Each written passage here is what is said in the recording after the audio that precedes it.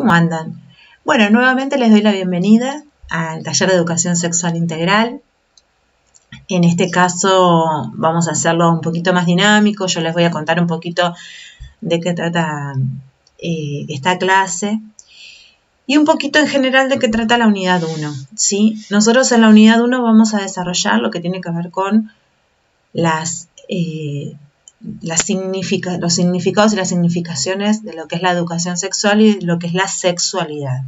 Y también vamos a desarrollar, en este caso específico, la ley de educación sexual integral. Y la clase siguiente vamos a trabajar también en profundidad lo que se llaman los ejes de la ESI, ¿sí? Los ejes conceptuales de la educación sexual integral. Pero hoy nos vamos a basar específicamente en la Ley de Educación Sexual Integral, que es la ley número 26.150. Es una ley del año 2006, sancionada en octubre del año 2006. Va a tener 14 años. ¿Y qué nos dice un poquito esta ley? Dice que todos los estudiantes, que todos los educandos, ¿sí?, tienen derecho a recibir educación sexual integral en los establecimientos educativos públicos, tanto de gestión estatal como de gestión privada, en todas las jurisdicciones a nivel nacional. Y esta ley lo que constituye es una herramienta con contenidos básicos, ¿sí?, por área y por disciplina, ¿sí? ¿Qué quiero decir con esto?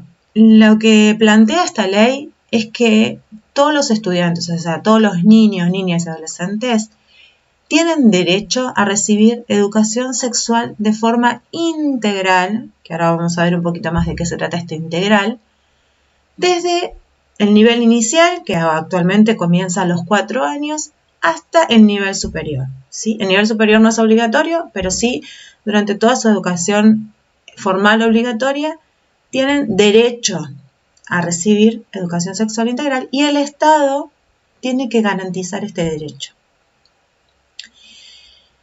Nosotros decimos lo que es la educación formal obligatoria, ¿sí?, hasta el nivel secundario, pero en la actualidad, en lo que tiene que ver con la formación docente, la ESI se está implementando, como ustedes tienen este taller, se está implementando como materia para que se pueda garantizar durante el trayecto educativo de estos niños, niñas y adolescentes, nosotros como docentes podamos garantizarle este derecho a recibir este tipo de educación sexual, ¿sí? Entonces, en los diseños curriculares de la formación docente ya está implementado como una materia más. En diferentes años, ¿no?, según cada profesorado, no se dan en todos los profesorados en los mismos años, en algunos en segundo año, en algunos en tercero, en otros en cuarto, pero lo importante es que ya está como materia. Entonces ustedes pueden adquirir herramientas para poder, o sea, van a estar capacitados para poder después implementarlo, ¿sí?, en sus prácticas de enseñanza. Como decíamos recién, ¿qué se entiende por educación sexual integral?, ¿no? Que eso es como lo novedoso, lo más importante de lo que se plantea dentro de esta ley. Que la integralidad es lo que abarca, ¿sí?, lo que articula aquellos aspectos de la sexualidad y de la educación sexual, la abarca en forma más global, ¿sí?, desde diferentes dimensiones, como dice acá, desde aspectos biológicos, psicológicos, sociales, afectivos y éticos. Y eso es lo que va a estar relacionado, ¿sí?, con lo que yo les decía recién, que son los ejes de la ESI. Los ejes de la ESI tratan sobre las perspectivas de género, sobre la diversidad, sobre los derechos, sobre la afectividad, el cuidado del cuerpo y la salud. Ya les digo, no se preocupen porque en la clase que viene lo vamos a ver más en profundidad. Entonces, empezar a entender una educación sexual integral, ¿sí? Significa también corrernos de esta representación que nosotros tenemos generalmente sobre la educación sexual como relación sexual o como lo referido al cuerpo y lo biológico y muy relacionado con la genitalidad. Entonces, está, por supuesto, dentro de lo que es la educación sexual, pero ahora se extiende, abarca más dimensiones. Esa es la idea de poder trabajarlo de una manera distinta y de poder trabajarlo también desde que son, digamos, pequeños, de este nivel inicial, por supuesto, con contenidos acordes a la edad de nuestros alumnos, ¿no? De nuestros estudiantes. ¿Qué plantean un poquito los objetivos de la ley? Bueno, incorporar una educación sexual dentro de las propuestas educativas orientadas a una formación, sí, armónica, equilibrada y permanente de las personas. Por eso es lo que decíamos recién, que los contenidos van a ser, por supuesto, están planteados acorde a la edad de nuestros niños y son, como todos los contenidos que se plantean desde nuestro sistema, ¿sí?, escolar, son contenidos que tienen relación con la edad de nuestros niños y que van evolucionando según su capacidad evolutiva, ¿no? Los contenidos están en los lineamientos curriculares, que no sé si se ve muy bien, porque me da el sol, pero estos son los lineamientos curriculares. Yo después se los voy a subir. Los contenidos vienen determinados, ¿sí? Son contenidos básicos, es un piso, que es lo que se tiene que trabajar, desde el nivel inicial, ya les digo, hasta el nivel superior. Después hay cuadernillos de la ESI que también nos dan ideas, según los contenidos que plantean los lineamientos curriculares, de actividades que se pueden realizar, ¿sí?, según estos contenidos.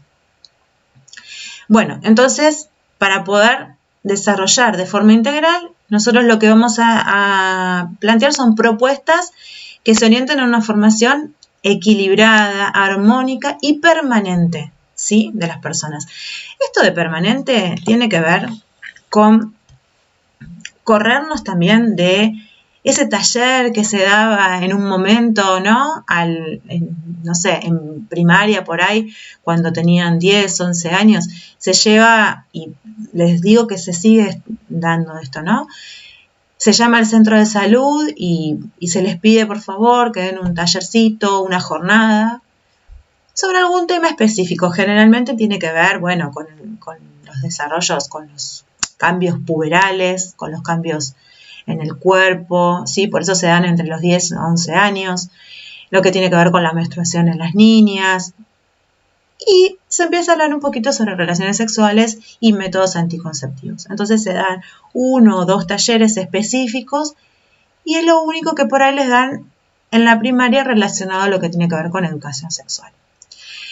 En este caso, lo que se plantea es una educación, una formación permanente. Empezar a trabajar determinados contenidos, por ejemplo, el cuidado de las partes íntimas, ¿sí?, y el conocimiento de las partes íntimas desde el nivel inicial.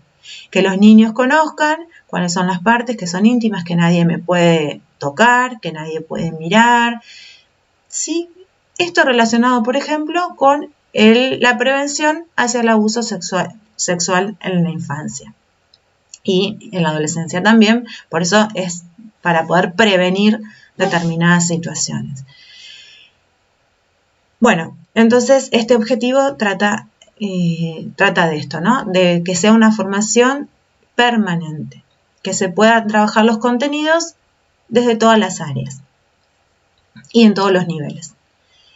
Otro de los objetivos dice asegurar la transmisión de conocimientos pertinentes, precisos, confiables y actualizados sobre los distintos aspectos involucrados en la educación sexual integral, ¿sí? Acá lo que tratamos es de que se transmitan, que se dé información que sea confiable, que sea actualizada y que sea información científica, ¿sí?, validada científicamente. Esto significa que yo no puedo realizar una formación en educación sexual integral basada en mis ideologías, basadas en lo que yo creo que debería ser, en mis prejuicios, ¿sí? Esto tiene que ser algo que nosotros lo incorporamos, digamos, con todas las materias como docentes, ¿sí? Tiene que ver con la ética docente. Entonces, yo tengo que asegurarme que los conocimientos y la información que yo voy a transmitir sea información validada científicamente, basada en las normativas, ¿sí? Actualizada y confiable. Bien. ¿Cuáles son otros de los objetivos? Promover actitudes responsables ante la sexualidad, ¿sí? Esto significa que cada uno, al estar informado, puede empezar a tener actitudes responsables, puede empezar a decidir también sobre su propio cuerpo. Entonces, nosotros lo que tenemos que promover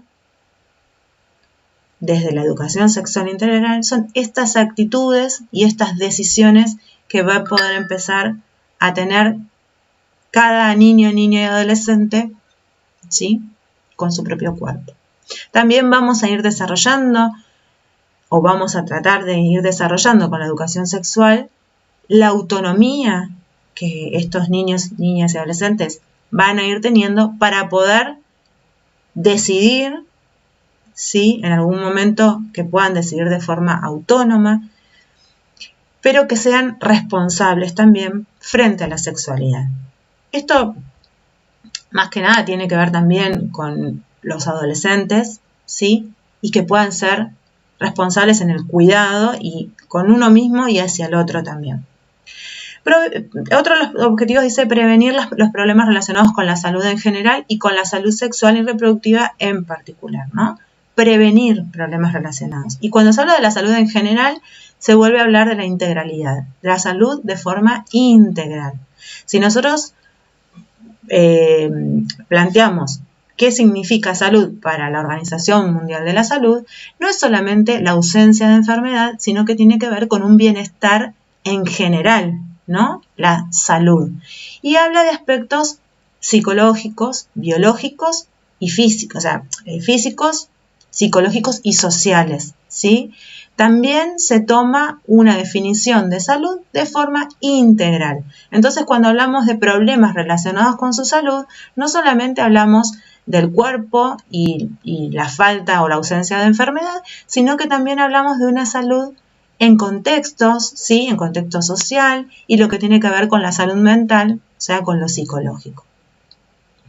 Y con la salud sexual y reproductiva en particular. ¿Por qué? Porque esta ley de educación sexual integral se basa en, ahora lo vamos a ver un poquito más, en algunas leyes anteriores y una de ellas es la de salud sexual y reproductiva, ¿sí? Salud sexual y reproductiva y muchas veces la llamamos no reproductiva y no reproductiva porque lo reproductivo también tiene que ser una opción, ¿sí? Lo reproductivo tiene que ver con tener hijos o no, o sea, querer tener hijos o no, querer reproducirse o no.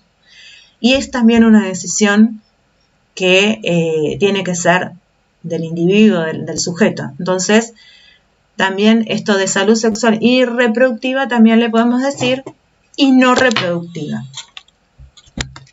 porque también es una decisión que sea no reproductiva.